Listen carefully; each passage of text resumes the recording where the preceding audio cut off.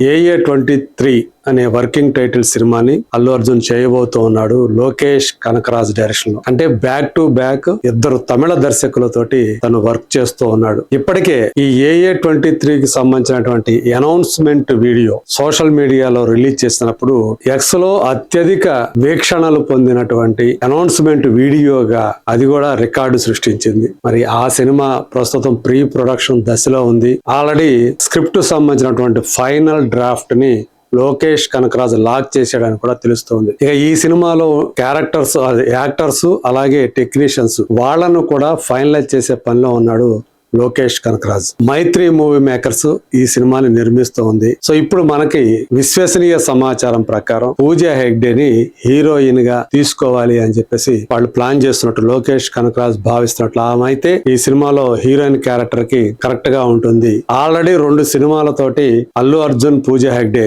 తమ on screen chemistry ఎలా ఉంటుందో ప్రూవ్ చేసుకున్నారు కాబట్టి సో ఇది ఈ సినిమా వాళ్ళ కెరీర్ కి అంటే పేరుగా హ్యాట్రిక్ అవుతుంది అనేటువంటి నమ్మకంతో కూడా ఆయన ఉన్నట్టుగా తెలుస్తోంది.